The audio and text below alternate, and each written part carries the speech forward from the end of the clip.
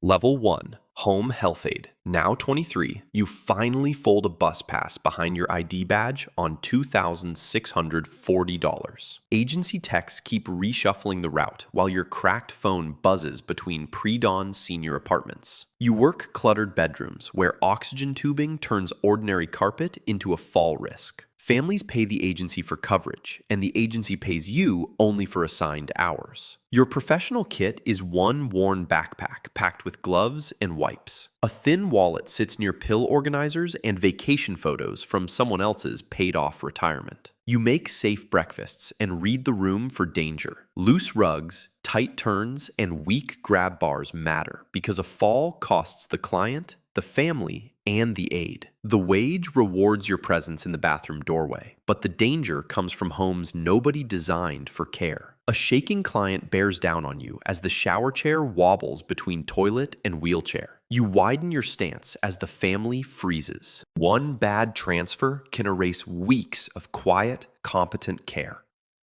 Bedding changes become careful risk control around bodies that need help without panic. You carry disinfectant home in your cheap shoes.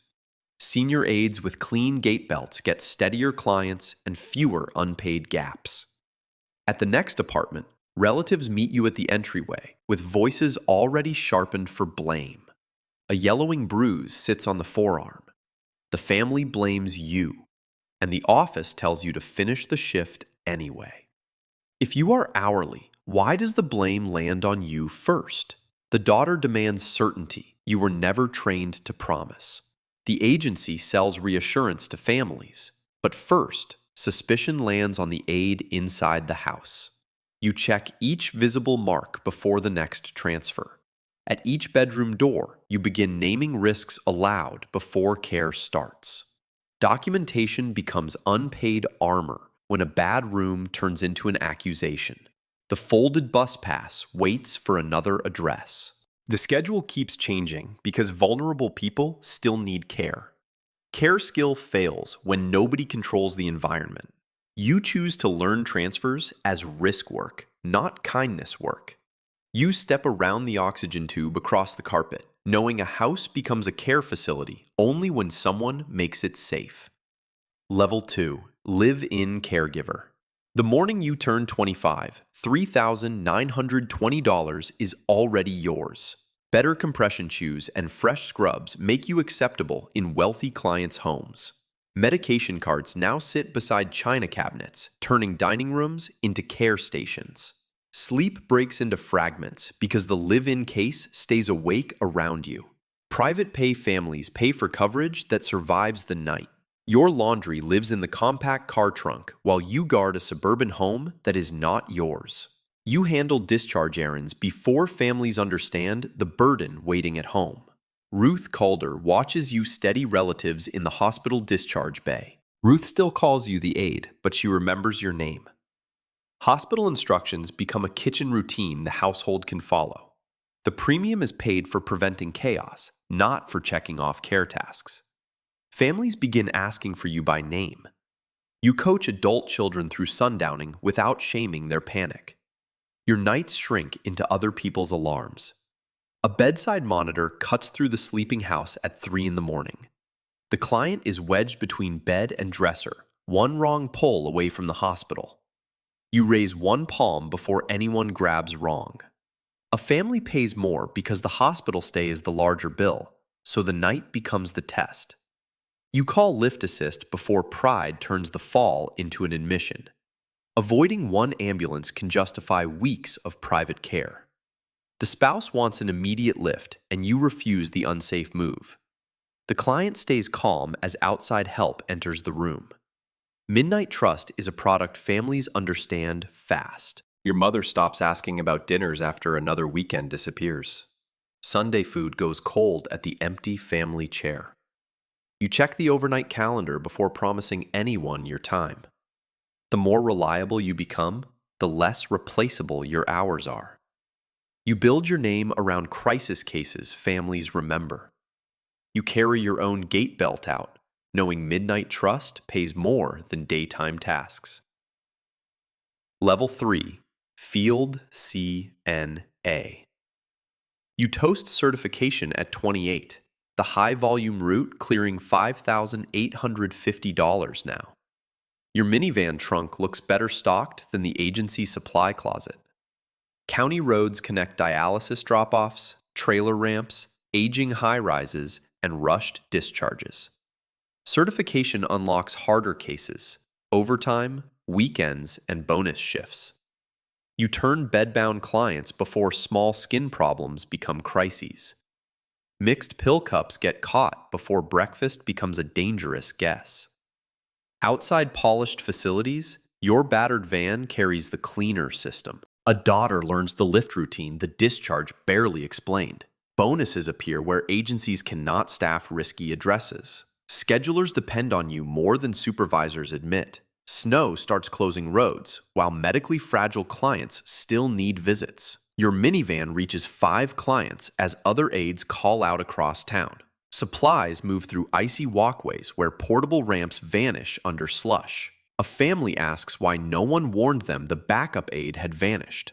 You reroute when a broken elevator traps another aide upstairs. One missed visit creates overtime, complaints, and hospital risk downstream. The route feels like a fragile machine. The next morning, 3 completed visits show as missing. A payroll clerk threatens to dock visits clients already received. Real care can disappear from pay because a phone logged the wrong location. So whose record counts? You return to the agency lobby with families ready to confirm you. The payroll clerk trusts the system more than the route. EVV controls pay because agencies bill only verified visits. Clients' relatives back your timeline because you kept showing up. The weakest link is coordination, not bodywork. You check service gaps before accepting another overloaded weekend. You begin tracking routes like a dispatcher, not a caregiver. Whoever controls coverage controls complaints, bonuses, and family loyalty. You leave the empty wheelchair ramp knowing a missed aide can unravel an entire household. Level 4, Care Coordinator. 2 years later, you sign for a newer used SUV, 31, pulling $8,700. Discharge rooms expect home care before sunset, whether the schedule is ready or not. You run kitchen table intakes while caregivers wait for assignments. The agency gets paid only when a real worker reaches the house. Families read the clean polo and decent watch as proof of authority. A daughter demands instant care for a father still being discharged. You size home risks before promising coverage nobody can deliver safely. Case start bonuses reward solved openings, not the hidden hours spent rescuing them. Ruth Calder calls you directly with a discharge the agency owner missed. If Ruth trusts you, why does the owner still own the upside? Friday releases stack across 3 hospitals before the weekend schedule locks. 2 aides quit by text as families wait at home. You snap on the headset and start calling workers from the lot. An aide refuses the hardest case unless someone backs her in person. You promise backup yourself, so the aide accepts. Your SUV cuts house to house, placing workers before the weekend collapses. Filled weekends create revenue, and missed weekends destroy referrals faster than ads rebuild them. You cover a no-show case yourself when the replacement aide is delayed. They call you manager, then you clean what no worker came to clean. Families thank you while your own weekend disappears. On-call stipends pay for availability, but ownership keeps the outcome. Burnout lands in the parked SUV after 19 hours awake. The headset hits the passenger seat as you sit upright, breathing hard. You know each client emergency plan, and none for your own life. Ruth negotiates with you like the person who can make care happen. The owner's name sits on invoices for promises you keep. You start tracking failures as systems, not favors you owe. You fold the private duty brochure into your bag and start studying the promise being sold. Level 5, Private Duty Agency Owner. You move out the year you turn 35, $21,600 now. The storefront opens beside a therapy clinic where worried families already pass. 2 branded coordinator cars make your company visible in client driveways. Caregivers sit face-to-face before you trust them with private homes. Families buy hours, but profit lives between rates and wages. Adult children compare your promise against cheaper agencies at the breakfast nook. Care plans sell when risk, schedule, personality, and budget fit the household. Long-term care insurance pays slowly, so cash clients keep payroll breathing. Fresh uniforms turn nervous hires into people families recognize. You check first shifts in person until handoffs feel safe. The first 100-hour week sends aides across town wearing your logo. Each filled hour scales beyond you, and each missed hour refunds trust. Your logo is on the door, but payroll outranks pride. After orientation, ownership finishes what staff leaves. A caregiver asks for weekend backup before accepting difficult dementia hours. You build backup coverage instead of begging heroes case by case. A state inspector finds training records too thin for growth. Can your agency grow if training only sounds good in the office? You walk the inspector through the office instead of arguing from a chair. Licensure protects clients, and weak proof can freeze new admissions. Caring talk does not prove caregivers can move fragile bodies safely.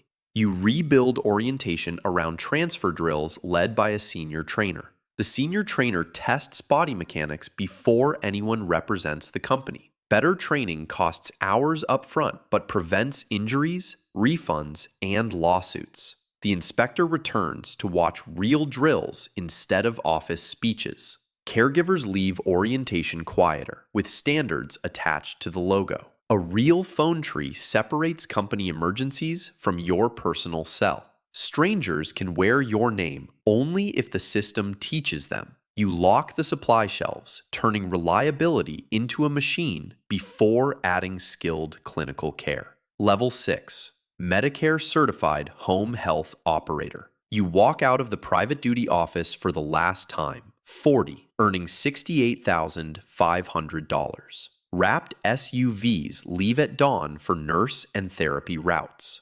Skilled care now reaches bedrooms, stairwells, and hospital case management offices. Branded nurse bags and wound cabinets replace the old starter supplies. Medicare pays for skilled episodes, not companionship hours families buy directly. You meet Ruth Calder about becoming a steadier hospital referral outlet. Ruth puts you near the list, but trust comes with probation. Referrals are inventory. Without hospital trust, licensed staff sit unbillable. Clinical supervisors debate patient safety before routes leave the building. You ride along on high-risk starts to judge whether the systems hold. Nurses call you owner, yet frail patients still pull the company to bedsides. The clinical director resists tighter supervision over senior nurses. If clinicians outrank the system, who protects patients and contracts?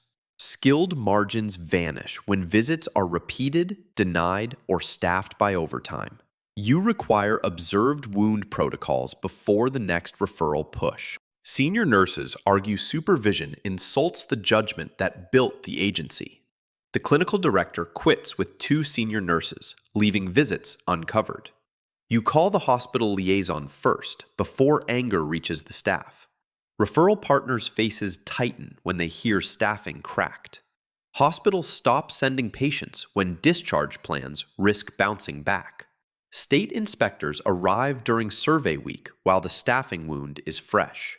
Inspectors follow care from agency doors into real patient homes.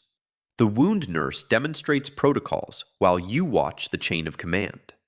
Therapists prove stair safety in houses where mistakes become hospital returns. Compliance here means repeatable care under observation. You promote a steadier clinical supervisor instead of chasing famous nurses. Ruth keeps you probationary, but sends 1 discharge to test reliability. Skilled care is a clinical machine where weak leadership endangers everything. The director's office becomes a control room for standards, not status. You pin the regional service map, building leadership layers before chasing the network. Level 7. Regional Post-Acute Network Owner. The regional command floor arrives the morning you turn 46. Take home at $176,000. Branch managers start mornings in 3 counties under your shared badge. You walk discharge floors where coordinators decide whose patients go home. A contract manager demands same-day coverage for impossible Friday discharges. Preferred provider status pays only if hospitals trust your starts after discharge. Marked vehicles wait in rows instead of one borrowed ride. Holiday surge spreads nurses, aides, therapists, and equipment across 3 counties. You spot which homes need supervisors before the first visit fails. Starter equipment vans roll before families understand what is coming. Equipment readiness protects contracts because one failed home start becomes a readmission. You can move hundreds, yet one hallway daughter stops you cold. Families treat your logo like rescue and blame it like betrayal. You ride with quality control instead of trusting branch reports. Labor shortage turns each accepted case into a staffing promise. Revenue grows with cases, but payroll comes due before payers release cash. Managed care delays a 7-figure reimbursement batch during peak staffing pressure. You call finance from the hallway and order payroll protected first. Can you keep each caregiver paid while the payer sits on money? The CFO warns expansion cash will disappear if checks clear today. You approve surge pay and freeze the next branch opening. The new territory launch goes dark while existing families stay covered. Slowing growth buys liquidity because contracts survive only if caregivers trust payday. Weekend coverage holds, and hospitals see your company absorb the shock. Goodwill is not infrastructure when one payer can choke the machine. Pallets of gloves and lifts show purchasing power, not comfort. Scale gives buying leverage and multiplies fixed obligations overnight. Branch leaders now wait for your rule, not permission from hospitals. You scan caregivers' faces for the first sign trust cracked. You mark reserves, training depth, and backup coverage on the infrastructure planning wall before expanding again. Level 8. Home Healthcare System Builder. 2 years later, you're 55, and the hospital at home command room clears $505,000. Your people staff permanent transition desks in hospitals that once tested you. Training apartments replicate bathrooms, bedrooms, stairs, and lifts at institutional scale. Training costs money up front, but prevents failures that lose contracts later. Branch leaders cover counties while the command team tracks capacity in motion. Tuesday care moves through neighborhoods like a quiet medical grid. A stroke patient practices home stairs while therapy backup waits nearby. Hospital-at-home contracts pay for reliability, not heroic last-minute rescues. You watch a new aide's drill and name the safety gap. The instructor repeats the drill before that aide enters homes. Your name is on contracts, but trust sits inside one bathroom. Nurse teams rotate through neighborhoods with backup coverage already assigned. Backup staffing protects margins by reducing overtime panic and missed starts. Ruth Calder arrives by choice, no longer controlling the referral gate. A branch leader argues reserves are too conservative for growth. Thin reserves, once made payday, depend on mercy. The old payer squeeze remains visible as empty capacity kept ready. Unused capacity looks wasteful until a delayed payer or surge hits. You keep reserves funded and tell leaders growth must survive shocks. Spouses get relief before desperation becomes another hospitalization. Hospital partners call your system first because failures became rare. Hundreds of nurse bags and uniforms wait for people you trained. The academy turns labor scarcity into a pipeline you partially own. Ownership means funding readiness people rarely notice when it works. Kits, nurses, aides, and therapists move under one regional rhythm. Ruth says hospitals never taught the fragile work this completely. The same kind of shower chair from the pre-dawn senior apartment now stands inside your academy. You watch a trainee steady a patient with calm hands, and the room answers with relief instead of fear. The whole system breathes at once, from academy to homes to hospitals. And people get home safely because you built care strong enough to hold them.